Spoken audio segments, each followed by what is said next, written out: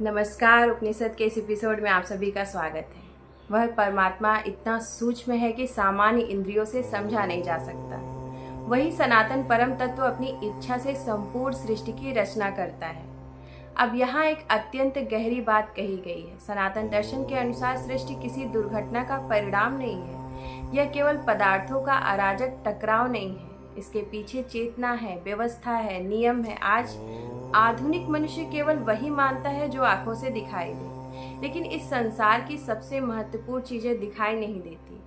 प्रेम दिखाई नहीं देता, लेकिन अनुभव होता है। चेतना दिखाई नहीं देती, लेकिन जीवन उसी से चलता है। हवा दिखाई नहीं देती, लेकिन उसके बिना जीवन समाप्त हो जाता है। उसी प्रकार परम चेतना प्रत्यक्ष नहीं, अनुभव का विषय है।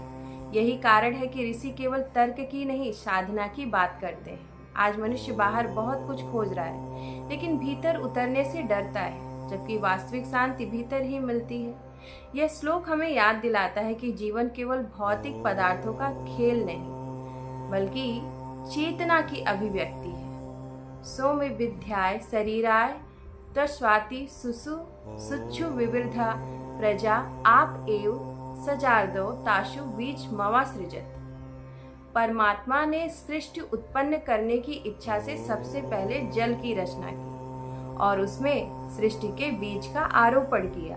अब सृष्टि निर्माण का अगला चरण प्रारंभ होता है। यहाँ आप अर्थात जल को सबसे पहले उत्पन्न बताया गया। सनातन दर्शन में जल केवल भौतिक पदार्थ नहीं, बल्कि जीवन का मूल आधार माना गया है। आज आधुनिक विज्ञान भी कहता है जहाँ जल है वहीं जीवन की संभावना है, लेकिन यहाँ केवल भौतिक जल की बात नहीं, जल का अर्थ प्रवाह भी है। जीवन वहीं जीवित रहता है जहाँ प्रवाह होता है। जहाँ जड़ता आती है वहाँ पतन शुरू हो जाता है। आज मनुष्य बाहर से जीवित है, लेकिन भीतर से रुक गया है। वह सीखना बंद कर चुका है। वह केवल सुविधा चाहता है, विकास नहीं। यही कारण है कि जीवन में ठहराव और निराशा बढ़ती जाती है। परमात्मा ने पहले जल बनाया, अर्थात संभावना बनाई, प्रवाह बनाया, जीवन की भूमि तैयार की, फिर उसमें बीज रखा। यह हमें सिखाता है कि हर महान निर्माण पहले भीतर जन्म लेता है। जैसे बीज छोटा होता है, लेकिन उसी में विशाल वृक्ष छिपा होता है। उसी प्रकार मनुष्य के भीतर भी अनंत संभावनाएं छिपी हुई है, लेकिन यदि वह स्वयं को केवल शरीर मानकर जीता रहे तो वह अपने वास्तविक स्वरूप को कभी पहचान ही नहीं पाएगा। तदंडम भवर्दम सहस्त्रासु संप्रभम तसिजगे स्वयं ब्रह्मा सर्वलोक पितामह। वह 20 स्वर्णमय अंड के रूप में प्रकट हुआ, जो हजारों सूर्य के समान तेजस्वी था। उसी से ब्रह्मा प्रकट हुए। यहाँ हिरण्य गर्भ का सिद्धांत आता है। स्वर्णमय अंड अर्थात सृष्टि का ब्रह्मांडीय गर्भ। आधुनिक विज्ञान कॉस्मिक एग जैसी अवधारणाओं की चर्चा करता है, लेकिन सनातन दर्शन हजारों वर्षों पहले ही ब्रह्मांड को एक जीवित चेतनात्मक संरचना के रूप में देख रहा था। यहाँ सहस्त्राशु प्रभम शब्द अत्यंत अद्भुत है। हजारों सूर्यों के समान तेजस्वी, इसका अर्थ केवल प्रकाश नहीं है, बल्कि अनंत ऊर्जा भी है। आज मनुष्य बाहरी चमक के पीछे भाग रहा है, पैसा, प्रसिद्धि, सोशल मीडिया, प्रदर्शन, लेकिन वास्तविक तेज भीतर से आता है। जिस मनुष्य के भीतर सत्य, करुणा और ज्ञान होता है, वही वास्तव में तेजस्वी होता है।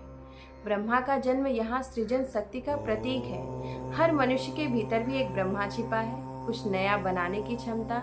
लेकिन आज अधिकांश लोग केवल उपभोग करना चाहते हैं, निर्माण नहीं। यही कारण है कि समाज धीरे धीरे मानसिक रूप से कमजोर होता जा रहा है। आपो नारा इति प्रोक्ता आपो वै नर शुनव ता यदश्यानम पूर्वतेन नारायण स्मृत। जल को नार कहा गया, और क्योंकि परमात्मा का प्रथम निवास जल में था, इसलिए उनका नाम नारायण पड़ा। यह श्लोक अत्यंत दार्शनिक है। यहाँ नारायण शब्द की व्याख्या की गई है। नार अर्थात जल और आयन अर्थात निवास, अर्थात जो जल में स्थित हो वही नारायण। लेकिन इसका गहरा आध्यात्मिक अर्थ भी है।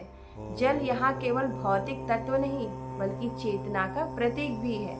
जैसे जल हर आकार में ढल जाता है, वैसे ही परम चेतना संपूर्ण सृष्टि में व्याप्त है। आज मनुष्य ईश्वर को केवल मंदिर तक सीमित कर देता है, लेकिन सनातन दृष्टि कहती है ईश्वर हर कण में है, हर प्राणी में है, हर चेतना में है। समस्या यह है कि मनुष्य बाहर ईश्वर खोजता है, भीतर नहीं। यही कारण है कि पूजा बढ़ती जा रही है लेकिन शांति नहीं आ रही है। यदि मनुष्य वास्तव में यह समझ ले कि परम चेतना हर जीव में है तो घृणा समाप्त होने लगेगी।